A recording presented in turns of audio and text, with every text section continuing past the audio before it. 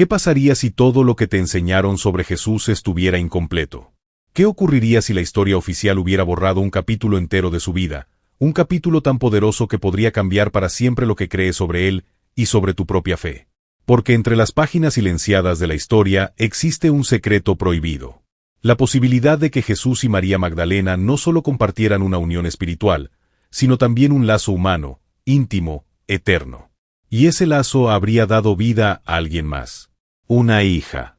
Una niña llamada Sara. Imagina lo que esto significa. Jesús, el Hijo de Dios, convertido también en padre. Magdalena, su discípula más fiel, convertida en madre. Y una descendencia viva que pudo haber continuado hasta hoy, escondida entre linajes, protegida en secreto, borrada de los evangelios para que nunca la conozcas. ¿Por qué la Iglesia habría hecho todo lo posible por ocultar esta historia? ¿Por qué borrar a Sara, si de verdad existió? Y lo más inquietante, ¿qué cambiaría en tu fe si aceptaras que Jesús tuvo una hija? Quédate hasta el final, porque lo que descubrirás hoy podría sacudir no solo tu forma de ver la Biblia, sino el futuro del cristianismo mismo. Durante siglos, la Iglesia nos presentó un retrato muy específico de Jesús. Un hombre célibe, apartado de todo vínculo humano, alguien que nunca conoció el amor de pareja ni formó un hogar. Un Jesús divino, sí, pero distante de lo humano. Pero aquí surge la pregunta incómoda. ¿Y si esta imagen fue cuidadosamente editada? ¿Y si lo que conocemos hoy no es la historia completa, sino la versión que más convenía a quienes tenían el poder? Porque los evangelios oficiales no fueron los únicos escritos sobre Jesús. Hubo decenas de textos, conocidos como evangelios apócrifos, que fueron eliminados deliberadamente en los primeros concilios. ¿Por qué? Porque contaban una historia diferente. El Evangelio de Felipe, por ejemplo, menciona que Jesús amaba a María Magdalena más que a todos los discípulos. Habla de una relación especial, cercana, íntima. Incluso describe cómo la besaba en la boca y compartía con ella enseñanzas secretas que no revelaba a nadie más. Y sin embargo, ese evangelio fue descartado, tachado de herejía, condenado al olvido. ¿Por qué? Porque aceptar ese texto implicaba reconocer un Jesús profundamente humano, un hombre que amó y que fue amado. Y esa verdad resultaba peligrosa. El poder religioso del siglo IV necesitaba un Cristo intocable, distante, puro y célibe. Un Cristo que solo ellos podían representar en la tierra. Un Cristo que no dejara herederos humanos, para que toda la autoridad espiritual recayera en la institución, no en una posible familia. Eso explica por qué Magdalena, que originalmente era reconocida como la discípula más cercana, terminó siendo reducida a la caricatura de una prostituta arrepentida. Fue un movimiento político, no espiritual. Un golpe de poder, no de fe. Y aquí es donde aparece el conflicto central. Si Jesús realmente amó a Magdalena, si ella fue más que una discípula, si entre ambos hubo un lazo de unión, ¿qué más nos ocultaron? Porque si la relación existió, entonces la posibilidad de un hijo o una hija no es una locura, sino la consecuencia lógica. Y esa consecuencia era la mayor amenaza para quienes buscaban controlar la fe. Piensa en esto. Un linaje directo de Jesús habría significado que el cristianismo no estaba en manos de obispos ni emperadores, sino en la sangre de una familia. Por lo tanto, la historia oficial fue diseñada para borrar esa posibilidad. Y así, el silencio se convirtió en doctrina. Pero las sombras nunca logran ocultar la luz por completo. Algunos fragmentos sobrevivieron, escondidos en manuscritos enterrados en el desierto. Fragmentos que hablan de Magdalena como compañera, no como pecadora. Fragmentos que abren la puerta a un secreto aún más profundo. Y es aquí donde surge la pregunta que lo cambia todo. Si Magdalena fue más que una discípula, ¿acaso también fue madre? Quédate conmigo, porque en el siguiente capítulo descubriremos cómo su figura conecta directamente con la historia de una niña misteriosa llamada Sara. En los evangelios oficiales, María Magdalena aparece en los momentos más críticos de la vida de Jesús. Ella estuvo al pie de la cruz cuando casi todos los discípulos huyeron. Ella presenció la sepultura cuando el cuerpo de Jesús fue puesto en la tumba. Y fue ella, no Pedro, no Juan, no ningún otro, quien primero vio al Cristo resucitado. Piénsalo, cómo una simple seguidora fue elegida para ser la primera testigo de la resurrección. ¿No sería más lógico que ese honor recayera en Pedro, el supuesto líder de los discípulos? ¿O en Juan, el discípulo amado? El hecho de que los 4 evangelios coincidan en poner a Magdalena en el centro de la escena final revela algo mucho más profundo. Magdalena no era una seguidora secundaria. Era alguien cuya relación con Jesús era única, insustituible. Y si eso no bastara, los textos prohibidos lo confirman. En el Evangelio de María, encontramos un diálogo sorprendente.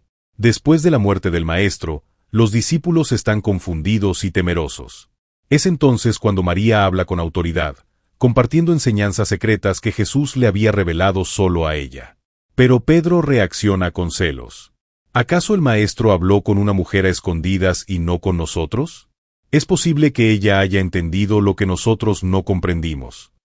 Ese pasaje es revelador. No solo muestra a Magdalena como la discípula más cercana, sino también como una líder espiritual que los demás hombres no podían aceptar. No por falta de fe, sino por orgullo. Entonces surge la pregunta inevitable. ¿Por qué la Iglesia convirtió a esta mujer poderosa en una prostituta arrepentida? ¿Por qué su imagen fue degradada durante siglos? La respuesta es simple. Porque reconocer a Magdalena como la compañera de Jesús significaba aceptar que el mensaje del Maestro no estaba reservado solo a los hombres, sino que también fluía con fuerza a través de una mujer. Y más aún, que esa mujer pudo haber compartido no solo su fe, sino también su vida, su intimidad y su descendencia. ¿Te das cuenta de lo que esto implica? Si Magdalena fue compañera, si fue esposa, si fue madre, entonces la historia oficial está incompleta. La imagen de un Jesús aislado se derrumba. En su lugar, aparece un Cristo humano, capaz de amar, de formar un vínculo, de confiar en una mujer como su igual. Y eso nos lleva a la pregunta más peligrosa de todas. Si Magdalena fue más que discípula, ¿quién fue la hija que nació de esa unión? Porque las leyendas que sobreviven hasta hoy hablan de una niña de piel morena, conocida como Sara. Una niña que cambiaría para siempre lo que entendemos de la historia sagrada. Y en la siguiente parte, vamos a descubrir quién era realmente. En los evangelios oficiales, María Magdalena aparece en los momentos más críticos de la vida de Jesús. Ella estuvo al pie de la cruz cuando casi todos los discípulos huyeron. Ella presenció la sepultura cuando el cuerpo de Jesús fue puesto en la tumba. Y fue ella, no Pedro, no Juan, no ningún otro, quien primero vio al Cristo resucitado. Piénsalo. ¿Cómo una simple seguidora fue elegida para ser la primera testigo de la resurrección? ¿No sería más lógico que ese honor recayera en Pedro, el supuesto líder de los discípulos? ¿O en Juan, el discípulo amado? El hecho de que los 4 evangelios coincidan en poner a Magdalena en el centro de la escena final revela algo mucho más profundo. Magdalena no era una seguidora secundaria. Era alguien cuya relación con Jesús era única, insustituible. Y si eso no bastara, los textos prohibidos lo confirman. En el Evangelio de María, encontramos un diálogo sorprendente. Después de la muerte del Maestro, los discípulos están confundidos y temerosos. Es entonces cuando María habla con autoridad, compartiendo enseñanzas secretas que Jesús le había revelado solo a ella. Pero Pedro reacciona con celos. ¿Acaso el Maestro habló con una mujer a escondidas y no con nosotros? Es posible que ella haya entendido lo que nosotros no comprendimos. Ese pasaje es revelador. No solo muestra a Magdalena como la discípula más cercana, sino también como una líder espiritual que los demás hombres no podían aceptar. No por falta de fe, sino por orgullo. Entonces surge la pregunta inevitable. ¿Por qué la Iglesia convirtió a esta mujer poderosa en una prostituta arrepentida? ¿Por qué su imagen fue degradada durante siglos? La respuesta es simple. Porque reconocer a Magdalena como la compañera de Jesús significaba aceptar que el mensaje del Maestro no estaba reservado solo a los hombres, sino que también fluía con fuerza a través de una mujer. Y más aún, que esa mujer pudo haber compartido no solo su fe, sino también su vida, su intimidad y su descendencia. ¿Te das cuenta de lo que esto implica? Si Magdalena fue compañera, si fue esposa, si fue madre, entonces la historia oficial está incompleta. La imagen de un Jesús aislado se derrumba. En su lugar, aparece un Cristo humano, capaz de amar, de formar un vínculo, de confiar en una mujer como su igual. Y eso nos lleva a la pregunta más peligrosa de todas. Si Magdalena fue más que discípula, ¿quién fue la hija que nació de esa unión? Porque las leyendas que sobreviven hasta hoy hablan de una niña de piel morena, conocida como Sara. Una niña que cambiaría para siempre lo que entendemos de la historia sagrada. Y en la siguiente parte, vamos a descubrir quién era realmente. Si aceptar la existencia de Sara, la hija de Jesús y Magdalena, ya es un desafío para la fe, lo que viene ahora es aún más perturbador. La posibilidad de que su descendencia no se haya perdido, sino que haya sido cuidadosamente preservada a lo largo de los siglos. Los relatos más antiguos ubican a Sara en el sur de Francia. Pero la tradición no se detiene allí. De ese supuesto linaje surgirían familias nobles, reinos y dinastías que marcaron la historia de Europa. Aquí aparece el nombre de los merovingios, una dinastía de reyes francos que gobernó gran parte de Europa entre los siglos V y VIII. Ellos se consideraban ungidos por Dios de una manera distinta a cualquier otro monarca de su tiempo. Se decía que tenían dones especiales, poderes de sanación, una misteriosa marca en el cuerpo y una legitimidad casi sagrada. Para muchos investigadores, esa aura no era casualidad. Los merovingios podrían haber sido descendientes de la línea de Sara, es decir, herederos directos de Jesús. Un linaje oculto, protegido por unos pocos, pero siempre en riesgo de ser borrado por quienes temían lo que representaba. Piensa en lo que eso significaría. La realeza europea, los cimientos mismos de la política medieval, vinculados no a la fuerza militar, sino a la sangre del Mesías. ¿Y si toda la historia de Europa, desde sus guerras hasta sus alianzas, estuvo marcada en secreto por la protección de una sangre sagrada? Este es el corazón de la llamada hipótesis del linaje sagrado. Que la misión de Jesús no terminó con su crucifixión ni con la resurrección, sino que continuó a través de una descendencia que mezclaba lo divino y lo humano. Y aquí entran en escena sociedades secretas. El priorato de Sion, el Temple, y otras órdenes han sido señaladas como guardianes de este secreto. ¿Su propósito? Proteger a los descendientes y asegurarse de que la sangre de Cristo nunca fuera destruida. Aunque los historiadores discuten su veracidad, las leyendas persisten con fuerza, como si algo en ellas se negara a morir. Pero no se trata solo de teorías medievales. En tiempos modernos, la idea resurge con más fuerza gracias a textos, novelas y documentos desclasificados. El eco de esta descendencia ha inspirado libros, películas y debates que sacuden tanto a creyentes como a escépticos. Ahora bien, ¿por qué es tan peligroso hablar de esto? Porque si la sangre de Jesús sigue viva hoy, entonces la figura de Cristo ya no sería vista únicamente como un Salvador trascendente, lejano, sino también como un hombre cuya herencia corre por las venas de personas que podrían estar vivas en este mismo instante. Imagínalo por un segundo. Quizás alguien que camina por tu ciudad, alguien completamente anónimo, lleva en su ADN la huella del Mesías. Un descendiente directo, sin saberlo, portando una herencia que podría cambiar el rumbo de la fe y la historia. El poder de esta idea es inmenso. Si se confirmara, derrumbaría siglos de estructuras religiosas y políticas.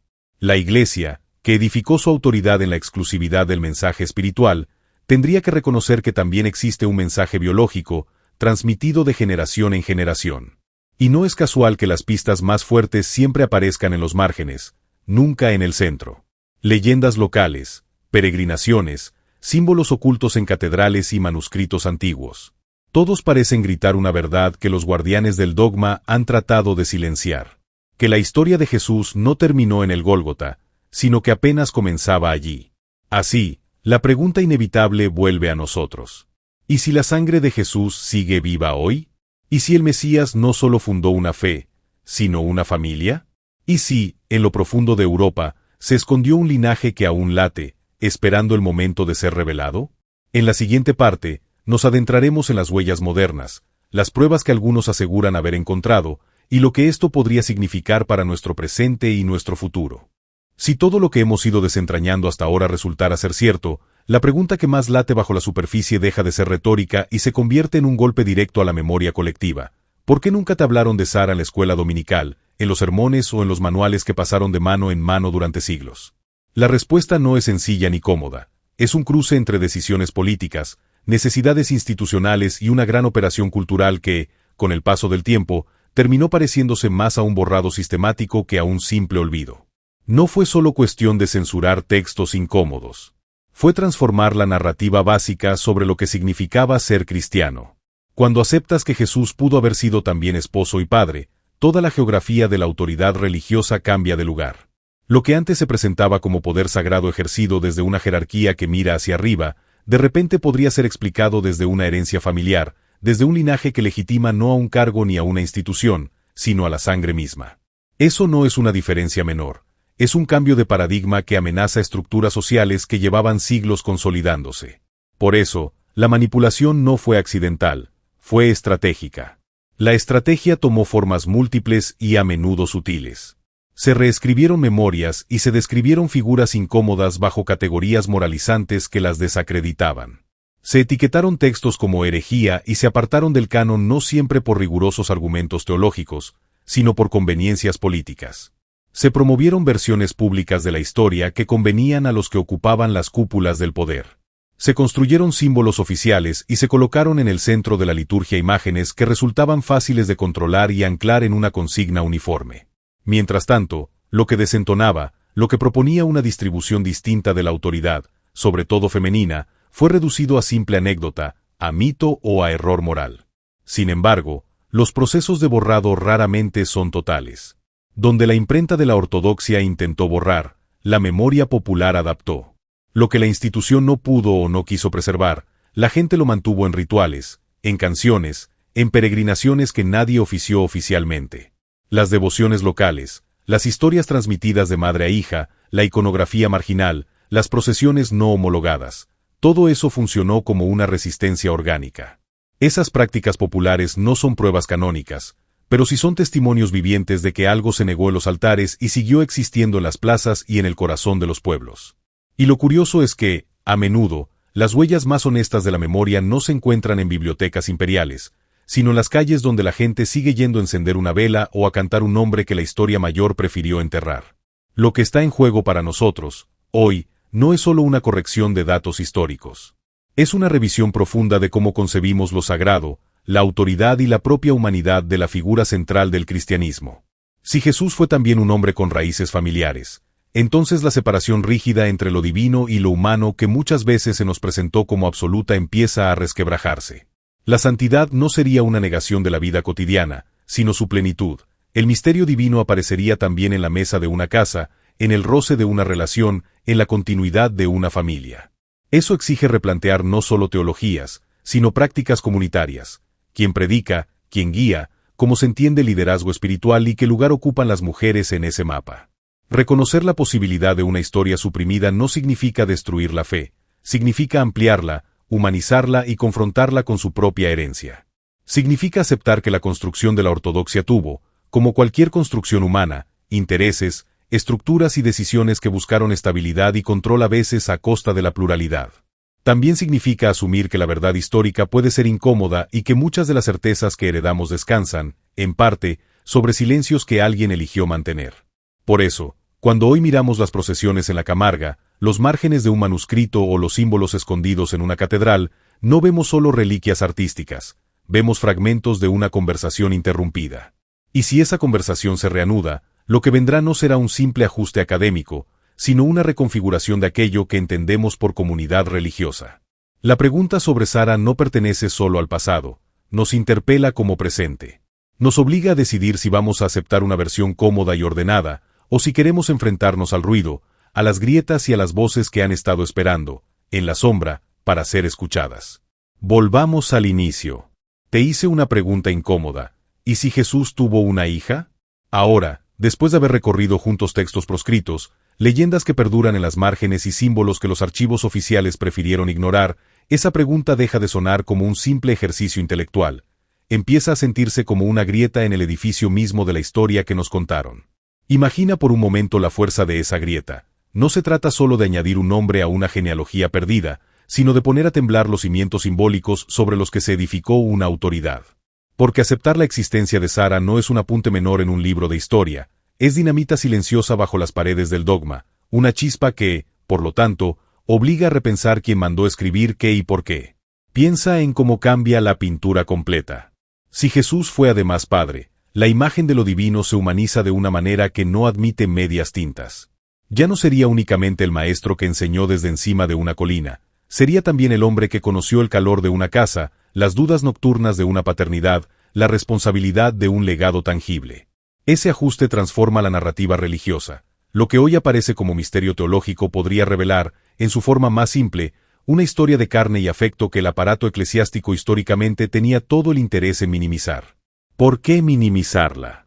Porque una descendencia real redistribuye la autoridad. Porque una descendencia humana le quita a la institución la exclusiva sobre la interpretación y la legitimidad. Ahora mira el contraste. El cristianismo que heredamos privilegia una estructura donde la palabra oficial viaja desde una cúpula jerárquica hacia las masas. En ese mapa, la mujer fue desplazada de la plaza central a los márgenes de la narración. Magdalena fue transformada con éxito en un símbolo cómodo para el control doctrinal. Pero imagina, por un instante, un mapa alternativo donde Magdalena ocupa el mismo plano que los apóstoles, donde su nombre no es una nota al pie sino un vértice del relato. Ese mapa alumbraría comunidades donde la voz femenina no sería una anomalía sino parte de la continuidad, donde la autoridad espiritual podría ser transmitida por la sangre y por la palabra, por igual. Por lo tanto, lo que estaba en juego no era solo una reputación, era la posibilidad de una iglesia distinta, más plural, más humana. Y sin embargo, el silencio ganó terreno. Se quemaron manuscritos, se delegitimaron textos, se reescribieron memorias. Pero las huellas no desaparecieron por completo, quedaron en la devoción popular, en las procesiones que nadie quiso oficializar, en los símbolos escondidos en los capiteles de las iglesias. Esas huellas funcionan hoy como un eco persistente que reclama ser escuchado, un eco que pregunta por la verdad detrás del silencio. Tú y yo estamos prestando atención a ese eco. Por eso este asunto deja de ser teoría para convertirse en una investigación íntima y urgente, porque afecta no solo la historia sino la forma en que cada uno entiende la fe, la autoridad y el amor divino. ¿Qué sientes al imaginar esto? ¿Te indigna, te conmueve, te cuesta creer, o todo a la vez? Escríbelo. Tu reacción importa porque forma parte del proceso colectivo de replanteamiento. No es una invitación a destruir creencias, sino a ampliar la mirada. Tal vez el mensaje siempre fue más grande de lo que se permitió narrar. Y si crees que esto termina en una curiosidad histórica, piensa distinto. Hay quienes sostienen que la línea de Sara pudo sobrevivir y que la sangre de Jesús, si se acepta esa expresión, todavía late en familias anónimas. Si eso fuera cierto, entonces la historia que conocemos sería apenas un prólogo. La pregunta inicial ya no es una provocación gratuita, es una puerta entreabierta. Cruzarla implica enfrentarte a textos, a tradiciones y a datos que muchos intentaron enterrar. Cruzarla nos obliga a escuchar los silencios que hablan. En el próximo capítulo iremos a buscar documentos, pistas y testimonios que rozan esa posibilidad. Si quieres ser parte de ese descubrimiento, coméntalo ahora. ¿Crees que esta herencia humana existe? ¿Te atreves a seguir abriendo la puerta? La conversación apenas comienza, y la pregunta que nos trajo hasta aquí sigue esperando respuesta. ¿Y si Jesús tuvo una hija?